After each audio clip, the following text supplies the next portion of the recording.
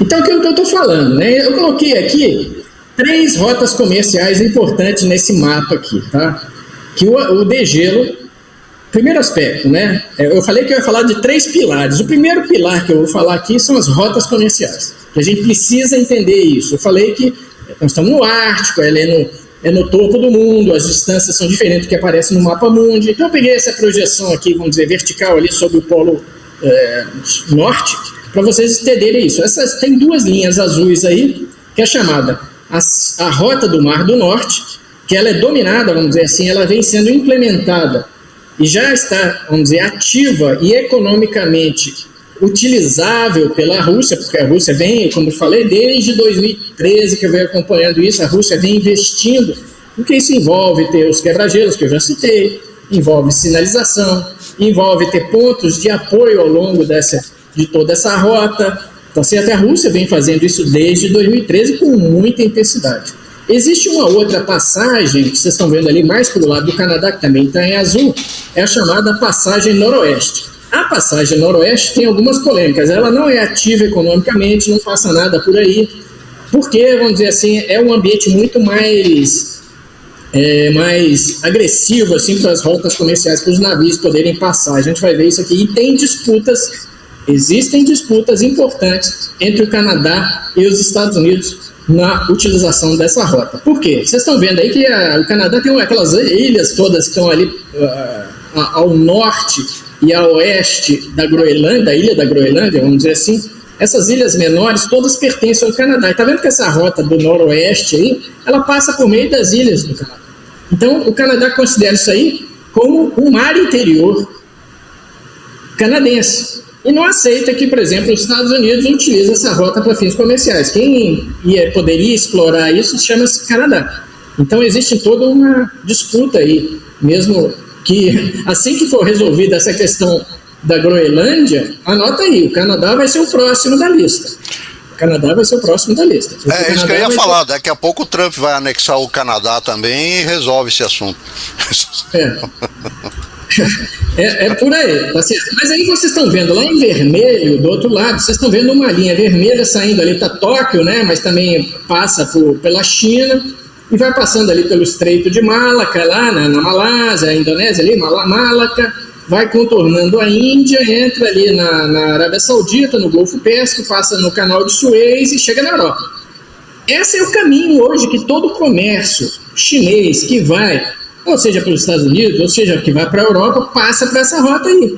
Veja que a rota, a diferença de tamanho, de distância e tempo que se leva uma carga sair, por exemplo, da China chegar na Europa, ou da Europa chegar na China, é gigantesca utilizando a rota do Mar do Norte. Essa que eu falei, que já tem as setinhas aí, que já está sendo explorada pela Rússia. Vamos em frente, a gente vai entender isso aí. Então essa é a diferença. Pelos dados até do ano passado, os dados mais antigos um pouco, se dizia que essa rota do Mar do Norte, em relação àquela linha vermelha lá que eu mostrei, teria uma diferença de deslocamento de 35 dias, utilizando a rota russa, vamos dizer assim, a rota do Mar do Norte, para 48 dias, utilizando aquela rota marítima do sul, tá? A rota marítima do sul. Então, vejam, tem uma distância, tem uma diferença de tempo gigantesca, mas eu botei um asterisco, aí vocês estão vendo que eu botei um asterisco?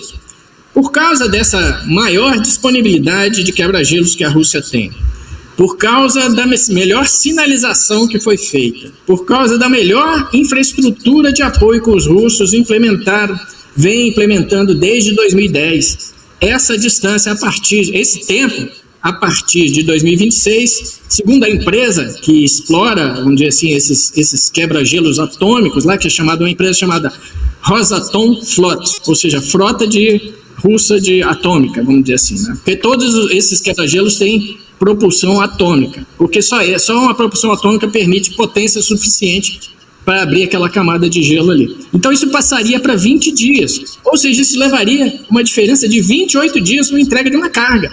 Vocês têm noção do que significa para a economia, do preço? 30% dos custos de qualquer coisa que você vê aí é custo de transporte. Olha a diferença de preço, de custos que isso vai implicar, tá certo? Fora a questão do seguro, porque vocês viram que ali passa no Estreito de Malaca, Passa ali no Golfo Pérsico, passa perto dos Houthis, que destroem navios, que afundam navios, que tem piratas.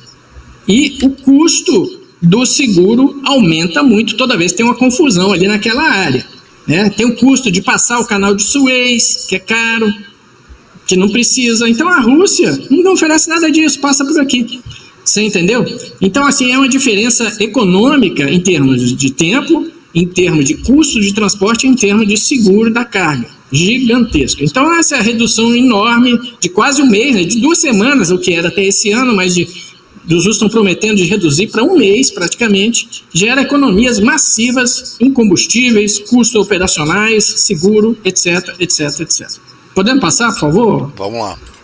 Se alguém tiver alguma pergunta aí, pode sapecar aí. Então, veja, isso é dado de 2024, tá?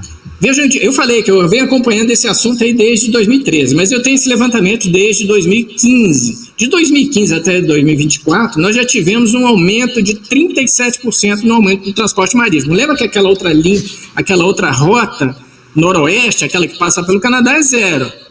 Tá? Só por essa rota russa, a rota do Marte, que está sendo operada. São 1.782 navios só em 2024. Em 2025 esse dado ainda não foi levantado, mas assim que estiver disponível eu posso passar para vocês. Mas essa crescente utilização dessa rota não é só de navios chineses ou não é só de navios russos. Tem navios europeus, navios dos Estados Unidos que estão utilizando, empresas estão utilizando, porque essa vantagem econômica é gigantesca. O custo da carga é muito menor. Então, tem empresas dos Estados Unidos operando nessa rota, tem empresas europeias operando nessa rota para transporte de carga. E todo mundo faz muito comércio com a China, por exemplo, ou com o Pacífico, com o Japão, com a Coreia. Todo mundo está interessado nessa rota.